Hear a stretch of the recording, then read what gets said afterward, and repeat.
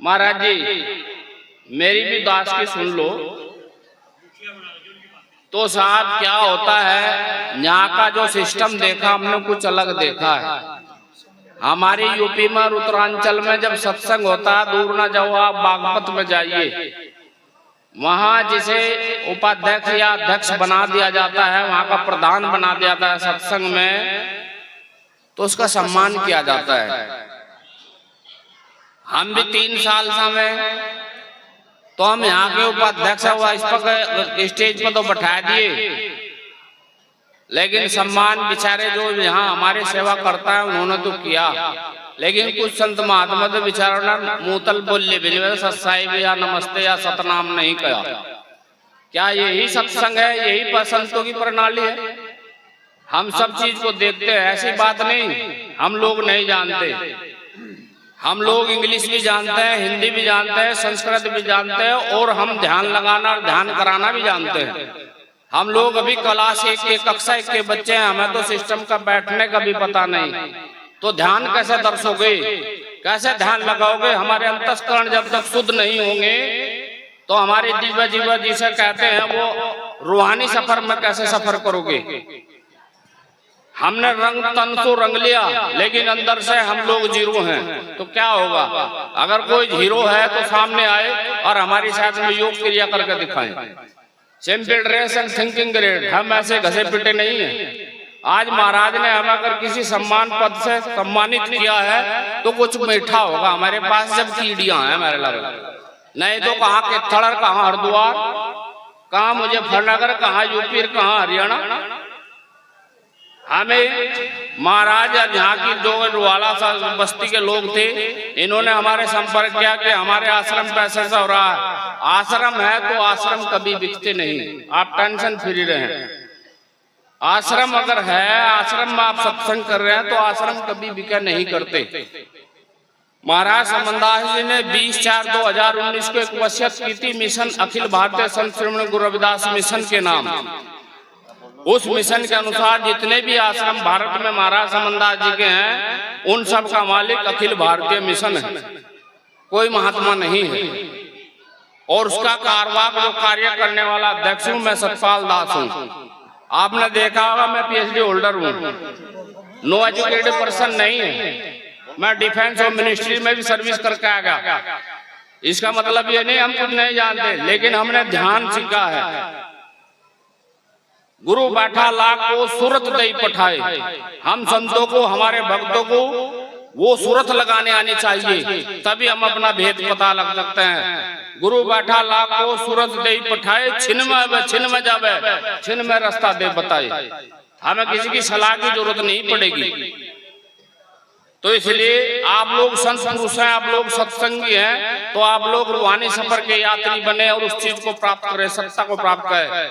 महाराज रविदास ने कहा, माया भलेंडे बहुत मिले इस जग माही, परम तत्व को चीने कोई बिरला संत मिले भाई। अगर कोई बिरला है तो उठिए, हमें बताइए। आप जो चीज सीखते हैं, गाते हैं, सुनाते हैं और स्टोर करते हैं, एक्सीडेंट होगा तो हमारा माइंड काम नहीं करता, तो आपने जो सत्कर्म करा वो कहाँ रखा? फिर उसका फल कैसे मिलेगा? हमें कैसे पता लगा? हमारी योनि अगले जन्म में इंसान की बनेगी। अगर आपने रामायण पढ़ी होगी, वाल्मीकि रामायण में, उसमें 2 केस आए थे राम के राज्य के समय में। एक सिविल केस आता, एक फौजदारी केस आता। सिविल केस में क्या हुआ था कि एक महात्मा बेचारा चला हुआ जा रहा था, तो महात्मा को ने कुत्ते को देखा, कुत्ते को देखकर उसके सिर में डंडा मार दिया। डंडा मारने सिर फूट गया। वो दरबार में गया और कहा कि महाराज मेरे लिए ऐसा हुआ है।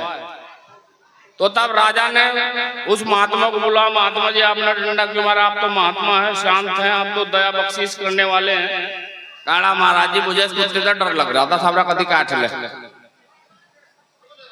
तो इसका मतलब केस तो खुल गया, डंडा मारा साबित हो गया, सजा दे नहीं रही। तो राजा ने कहा कुत्ते को तू ही सजा दे दे।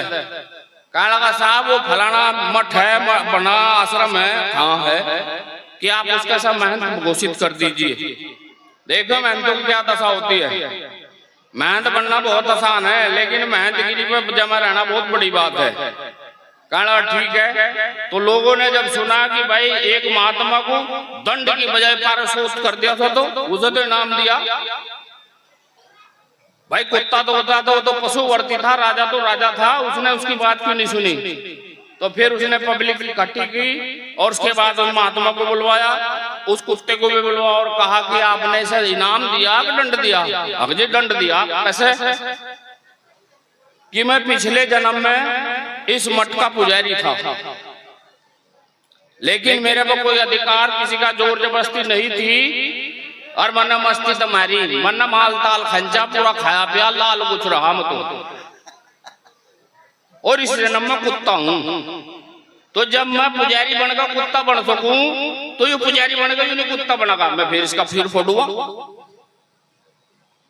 तो कहने का अर्थ यह है कि हम बड़े पद पे जितने में बड़े असीम कृपा हो जाती है महाराज की, तो उसकी जिम्मेदारियां बढ़ जाती हैं।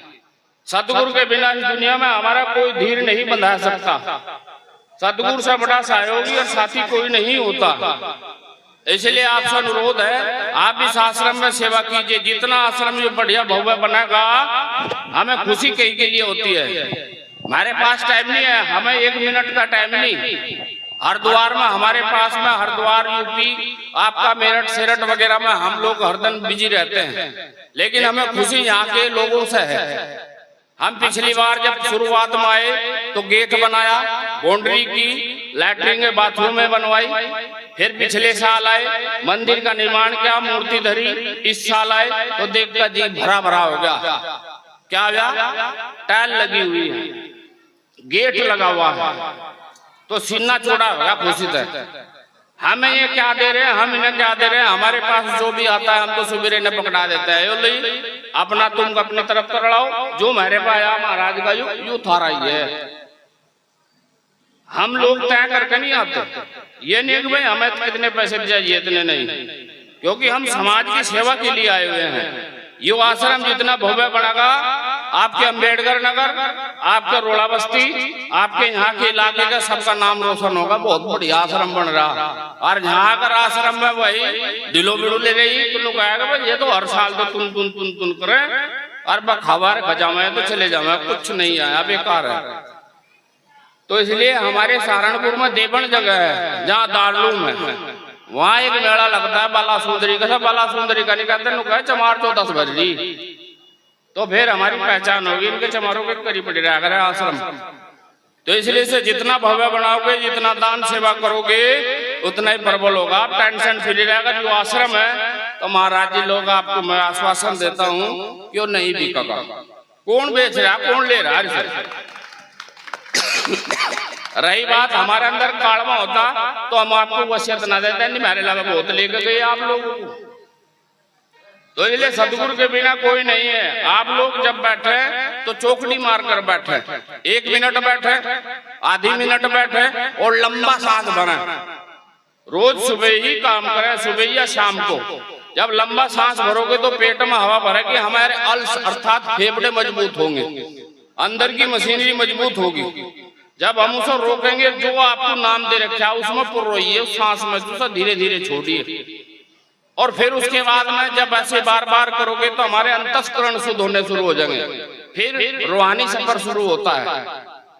हमारी रीढ़ की हड्डी में नीचे जहाँ शक्ति सूत्र है, जहाँ सारा ट्रांसफार्मर, हमारे भाई साहब बोल रहे थे, अध्यक्ष साहब, सब जगह एक पावर हाउस होता है। तो इस शरीर के भी अंदर पावर हाउस है, जहाँ ढुड्डी का है, जिसे जहाँ रीढ़ की हड्डी का और टांगों का जोड़ होता है, जिसे यहाँ डिस्क कहते हैं इंग्लिश में। यही शक्ति स्रोत है, हिंते ही शक्ति बढ़ती है पूरे शरीर को संचालित करने के लिए। तो यहाँ से शक्ति चलेगी और यहाँ से शक्ति हमारे मस्तक की तरफ होती हुई जाएगी, यहाँ शून्य गगन में आ जाएगी।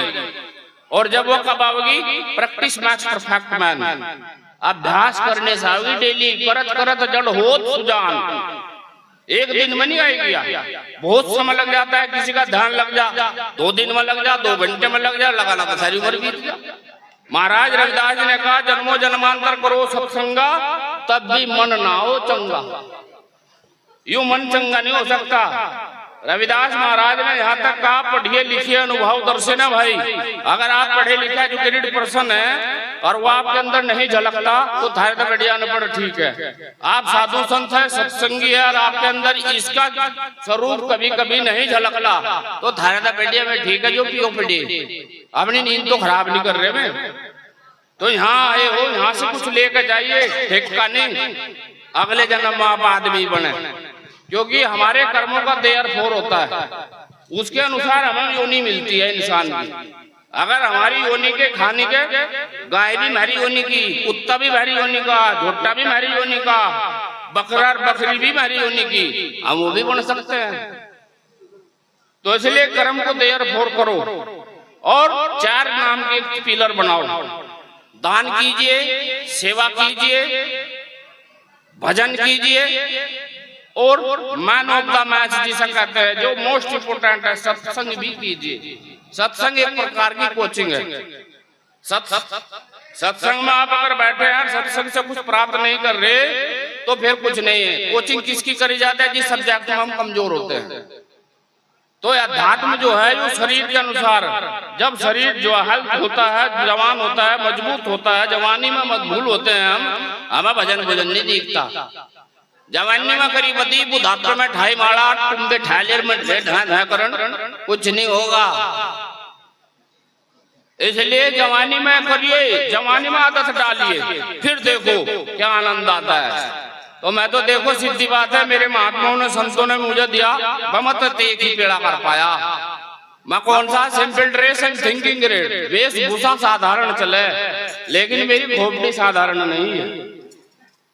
आप मेरी साथ योग में करें, भू भूमि में आप धरती के नीचे आप भू समाधि लीजिए, मैं तैयार हूँ। चाहे संत महात्मा हो, चाहे आम गृहस्थी हो, कोई भी मेरी साथ दबिए, जिंदा जो निकला हो वही सिकंदर। तो इसलिए करत करत जोड़ होत सुजान, ये बात मैं शुक्र ताल समाधि में कही थी। आप मेरी साथ दबिए, क्योंकि मैं प्रैक्टिशनर हूँ, मैंने वो काम कर रखा, मेरे गुरु ने मुझे सिखा रखा।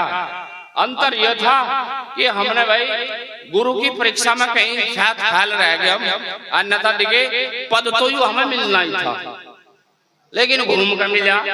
संतों हम कागजों में आज के अध्यक्ष हैं। किसी को अगर कोई दिक्कत हो तो मैंने सीधा स्पष्ट कहा था, मेरे पे केस कर दीजिए, मैं अपने सारे डॉक्यूमेंट्स लाकर करूंगा। फिर तो अब रही बात वह बात छोड़िए, लेकिन आप लोगों को क्या बताया, जवानी का सिस्टम बताया महाराज रविदास ने। इस वाणी की सुनियों ले लिया आपने तो आपकी से अनुभूति होनी जरूरी है। आप कौन सी क्लास करें, नो माइंड, हमें नहीं पता, लेकिन आपने अगर इंसान रूप लिया, आपने गुरु धारण किया, तो आपको यह अनुभूति होना चाहिए। जैसे हमारा बच्चा पढ़ता है और वो थर्ड परड ग्रेस प्रेस लेकर पास होता है तो नौकरी की आस छोड़ दोस्त, उस तक ज्यादा वैसे काम सिखा लो। अगर हमारा बच्चा फर्स्ट क्लास आता है तो आधा बीमारी खत्म हो जाए, हमारी की तो लगेगी। तो महाराज इस वाणी में कहा, महाराज रविदास ने, धन जोबन की झूठी आशा, धन और जवानी सदा नहीं रहती, इसलिए धन के रहते हुए कोई ना कोई ऐसा बिजनेस खड़ा कर दो जो हम बुढ़ापे में आराम से खा सके। आपके शरीर रहते हुए हेल्थ इज वेल्थ, अगर आप स्वस्थ हैं तो स्वस्थ शरीर में ही स्वच्छ दिमाग रहता है, स्वच्छ मन रहता है। स्वच्छ दिमाग में ही, जो स्वस्थ दिमाग होता है उसमें अच्छे अच्छे विचार उत्पन्न होते हैं, और जिसके अच्छे विचार होते हैं तो अच्छा ही बोलता है, और जो अब अच्छा बोलता है तो अच्छा ही कर्म करता है। तो महाराज रविदास ने कहा, आप इस माइंड में रहे कि भाई अगले जन्म में वही पंडित जी कथा कर रहे थे और कह रहे थे औरत औरत ही बनेगी, आदमी आदमी बनेंगे। तो कुछ औरतें उठ कर चल दी, बोले क्यों जा रही, सुनो तो अगर जी हमारे कभी रोटी नहीं पड़ी, अगले फेरे में भी नहीं पड़ी, तो हम तेरी कथा क्यों सुने। तो इस चक्कर में ना रही हो, आप भी आदमी बन सकते हो।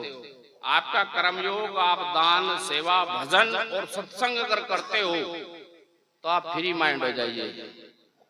आप लोग सीखे नहीं तो सीखने के लिए आओगे इस धरती पर इंसान बनकर। क्योंकि कर्म योनि यही शरीर है, यानी बाकी सब शरीर भोग योनि में है।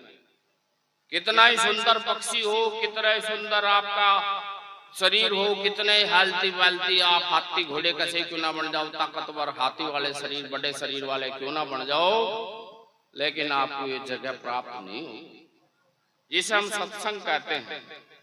माँ बाप मिल जाएंगे 184 माही, भजन बंदगी नाम गुरु का, फिर दूसरे जीवन नहीं।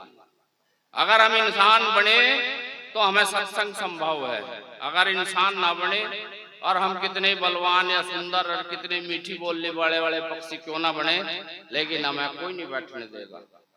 तो इसलिए समय रहते हुए हमें इसकी प्राप्ति करनी, जीते जी मरना है।